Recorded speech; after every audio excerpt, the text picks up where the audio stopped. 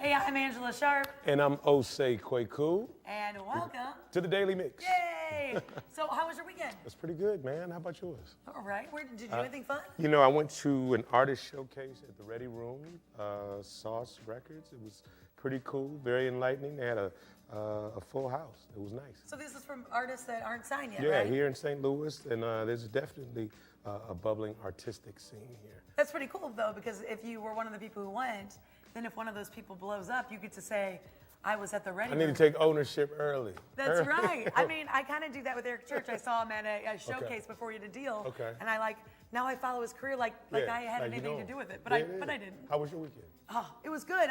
We had our last ambush game of the whole season, and although they did not win, it was still a ton of fun, and it's been a great season. That organization really just accepted me as part of their family, and it's just really nice, feel respected like that. There you go. I'm glad to hear that. Whether or not you watched the NBA All-Star Game, chances are by now you've seen Fergie's performance of the national anthem that night. Yep. Yeah, that's right. Fans didn't receive her jazzy rendition of the Star-Spangled Banner the way she probably hoped. Now, after the uproar that followed, Fergie released a statement apologizing. She said in part, I'm a risk taker artistically, but clearly this rendition didn't strike the intended tone. I love this country and honestly tried my best. Now, that apology seemed to strike a chord on Twitter, and the general consensus being she had no need to apologize. So you're the music guy. Every time I have a music question, you're the guy. You know what? Did she need to apologize? I think it was cool that she did. Now we can move on. It wasn't that big a deal. But I wasn't really that impressed. Was it jazzy or was it sexy? Because it looked to me like she was trying to it was just weird. Yeah, it was different. Yeah, it was different, and I don't think that's what she wanted to be remembered for. No, but now that she's apologized, we're over it. We're over it. Fergie, do your thing. Do your thing. That's why he's our music guy. McDonald's is pledging to make Happy Meals healthier. And according to the American Heart Association, it's an important step in the right direction since 40% of kids eat fast food every day. Wow. So how do they plan to do it? Well, by 2022, cheeseburgers will be gone from the kids' menu. Unreal. Although parents can still ask for them. The main choices will be hamburgers and the 4- and 6-piece chicken nuggets. They will also begin offering bottled water later this year, as well as chocolate milk with less sugar. They're planning on serving more fruits, vegetables, and grains, and the French fry sizes will be smaller. I was really on board until you said smaller French fries. By June, all Happy Meals in the U.S. will have 600 calories or less, which is down about 20% from the current average calorie count. McDonald's has been making changes to its Happy Meals for several years now in response to pressure from public health groups and lawsuits for using toys to market to kids. Now, I gotta tell you something. I didn't eat very many Happy Meals as a child. I ate more Happy Meals as a college student because of course. As a kid, I didn't have my own money, my own transportation. More affordable. Right, but as a college student, I saw those cool toys, and that's what I had for dinner. I think, I do think that obviously the marketing does work for kids, because I'm sure a lot of kids tell their parents, look, you got to stop at McDonald's. Yeah, but if you're the parent, that's your job to say yes or no, how many times you get it right. Those kids might hold them hostage. I gotta tell you, I'm hungry and now I want a Happy Meal really bad. We're gonna have a great show for you today, and later on we have Dwight Carter. He's gonna talk about all things GENT Fashion, so a lot to look forward to. There it is. Okay, let's get to today's Daily Mix.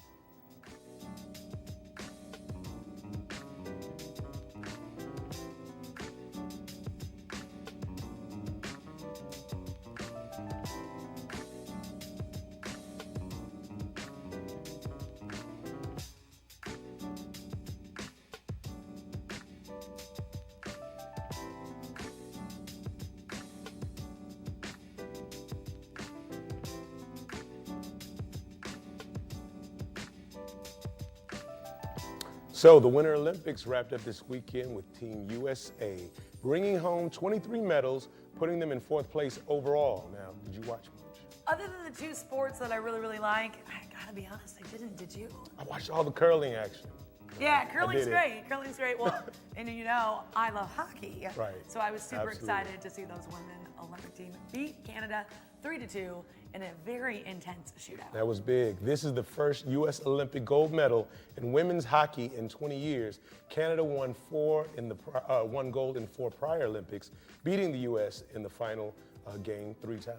Now, no doubt, Canada was expecting to go gold a 5th time. I mean, you think hockey, you think Canada. Absolutely. And if you're one of those people who likes to count their chickens before the eggs hatch, you might have thought they were going to do that because they were leading 2-1 in the 2nd period. Well, as we know, the U.S. tied it up in the 3rd period, forcing overtime and then a shootout where they went on to win it all. And it was one of those nights you had to stay up late to watch.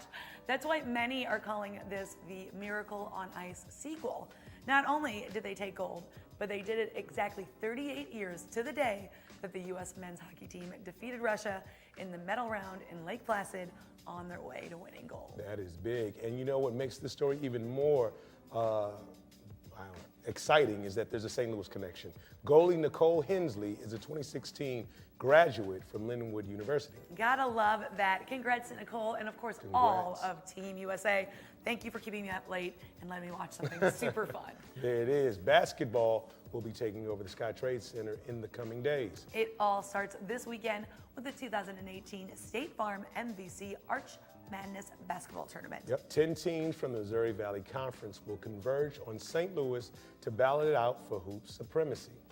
The winner of the coveted championship trophy will also get an automatic bid to the big dance. You know, the NCAA men's basketball tournament. That's big stuff right there. Arch Madness hits St. Louis March 1st through the 4th at the Sky Trade Center. You can find out more at mvc-sports.com.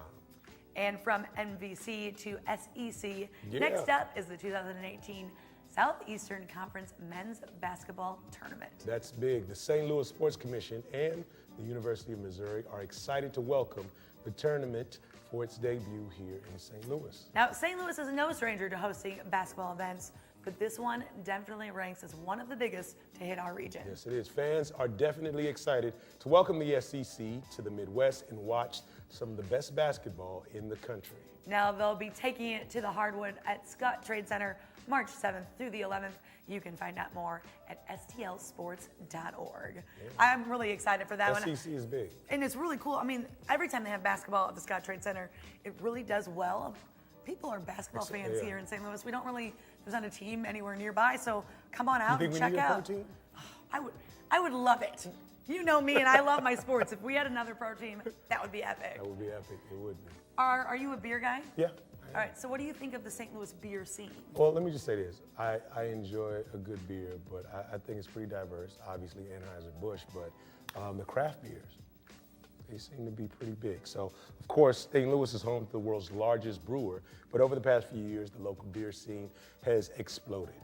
There are tons of local craft breweries and pubs, just like you said, like Schlafly, Four Hands, and Urban Chestnut, that make St. Louis the perfect destination for beer lovers. Yep, and they're also what's put us in the running to be known as the best beer scene in the USA Today's 10 Best Reader's Choice Awards.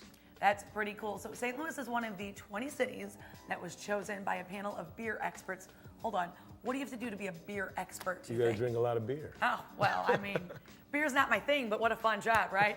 Now, these people said we were on the 20 with the best beer scene in the nation. Yeah, and they made their choices based on stellar selections of breweries, beer bars, beer festivals, and even thriving homebrew communities.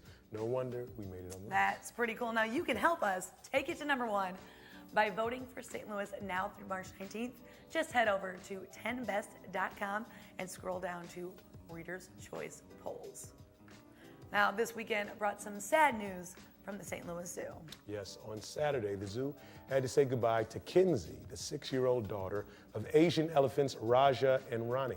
Kenzie passed away from a viral infection that can be fatal to both wild elephants and those in human care. The zoo regularly tests for EEHV and discovered Kenzie was ill on February 20th. She was immediately started on treatment and received round-the-clock care.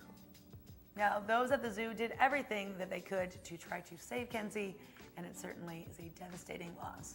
Yes, Asian elephants are facing extinction with less than 35,000 left in the wild. The St. Louis Zoo is committed to conserving the species. You can learn more about Asian elephants at the zoo and how they get their best care by visiting stlzoo.org/elephantcare.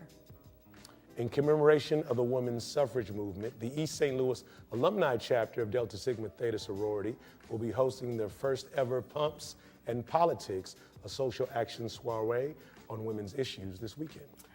The evening will bring insightful and powerful conversation with discussions on education, criminal justice reform, and equal representation for women. Speakers will include the president and CEO of Parents as Teachers, Boeing's Director of Defense Contracts Management Agency, and the principal of Sandifer Purchase Attorneys at Law. During the event, the hidden figures of Deltas will also be recognized. Those are sorority members who have made a difference in the lives of women and the community at large. Yeah. After the town hall, participants are welcome to mix and mingle with midterm candidates and the Hidden Figures honorees. Pumps and Politics is free and open to the public. It all takes place this Saturday, March 3rd from 5 to 6:30 at the Holiday Inn in Fairview Heights, Illinois. To register, go to pumpsandpolitics.eventbrite.com. Operation Spot will be offering its 10-spot fix the second weekend of March. This is a great program for individuals who can't afford the typical fees that come with having their pets spayed or neutered. The program is for healthy pets from individual households only. Several local clinics will be offering 10-spot fix on March 10th and 11th. You can find a complete list of clinics and more information by visiting opspot.org. Well, it's official. The Gateway Arch now has a new name. Which is great. It is no longer going to be known as the Jefferson National Expansion Memorial because that's a mouthful. Instead, it'll now be called the Gateway Arch National Park. Yes, it is. The original name, which was in honor of Thomas Jefferson, was established long before the Gateway Arch was even envisioned, and it just never took hold for the millions of arch visitors.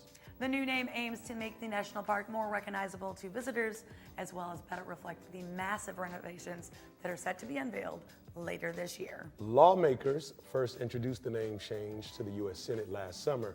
President Trump signed the bill into law on Thursday, making it official.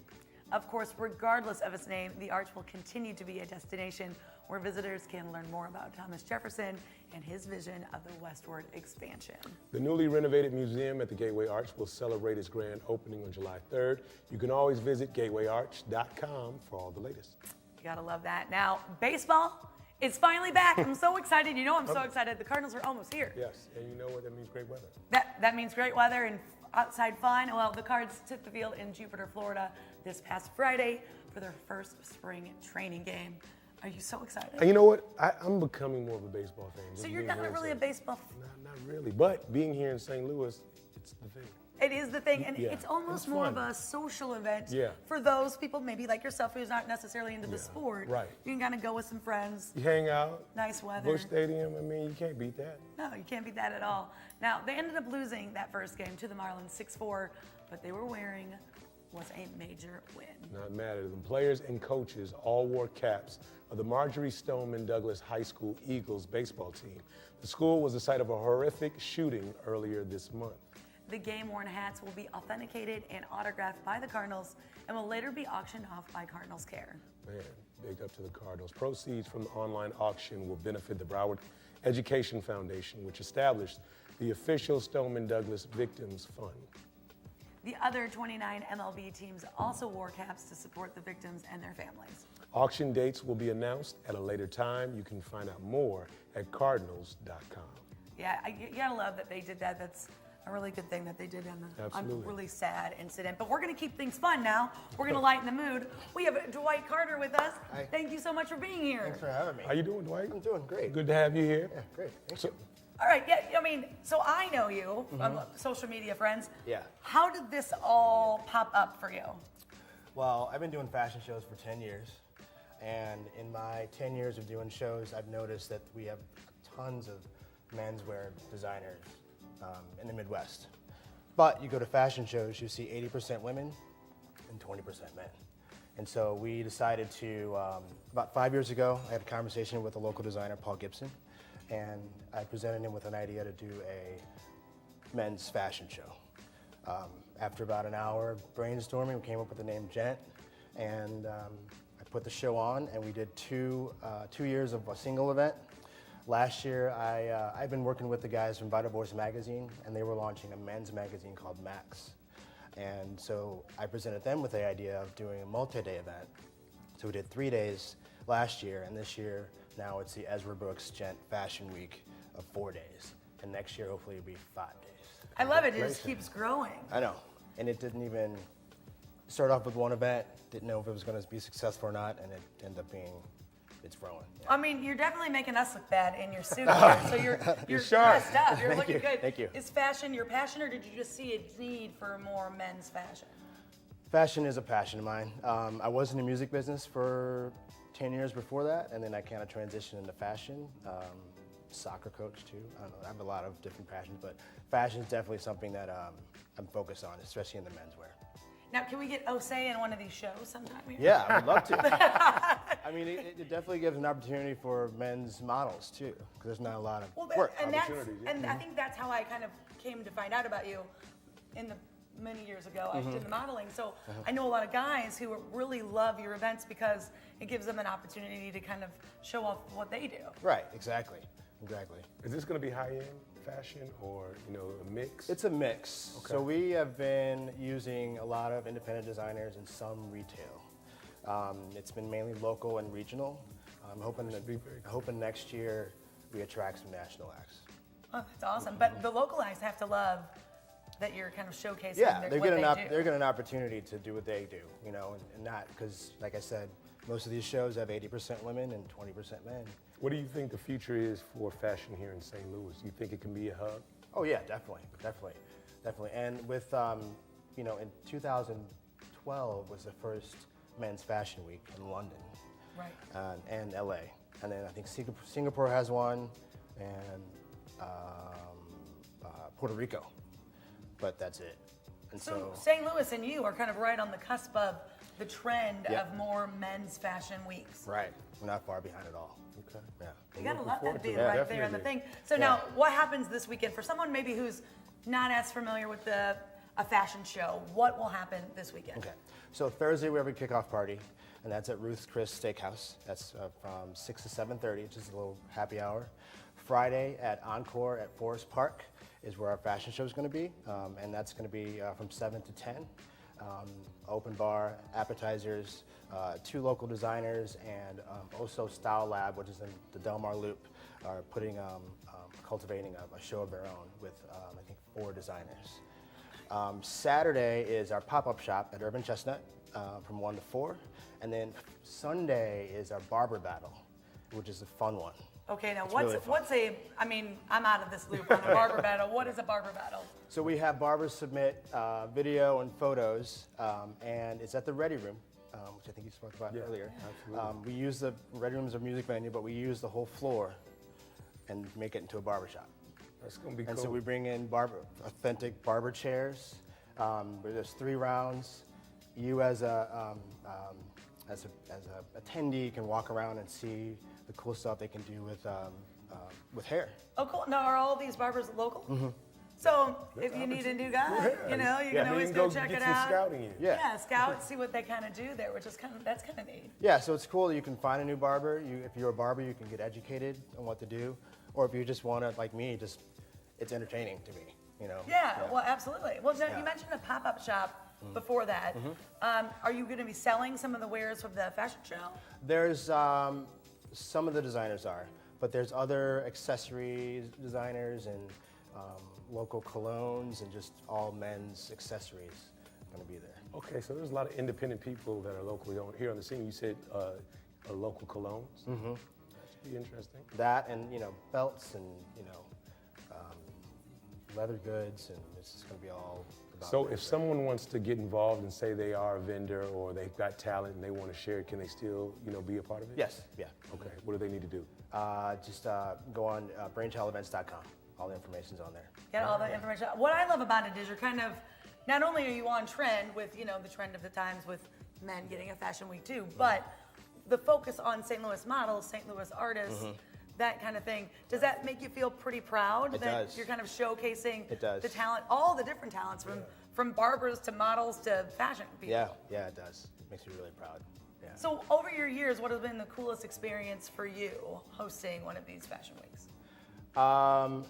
The crowd, the eclectic crowd.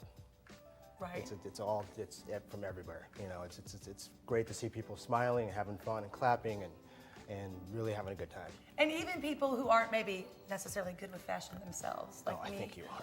That would be okay for me to come and just check it out, right? Yep. Not only Yeah. are there probably very attractive men there since it's the men's fashion week, but you also get to just kind of have fun and hang out, right? Yeah, and my goal for these fashion weeks is the designer wants to make, wants Right. to sell clothes. Yeah, So make a name for it's him or good herself. to go and have fun, but end of the day they want to sell their collections. Awesome. Well, tell everybody one more time where they can find out information on this weekend.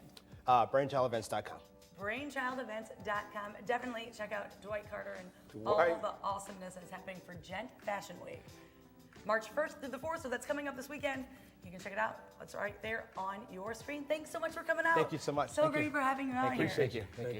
Now, we want to thank Dwight, and we also want you guys to check us out on Facebook, YouTube, Twitter, and Instagram. You can always drop us a line right here at the Daily Mix at stltv.net. We want to hear from you. Yep, and that's it for the Daily Mix, but keep it right here on STL TV and experience St. Louis.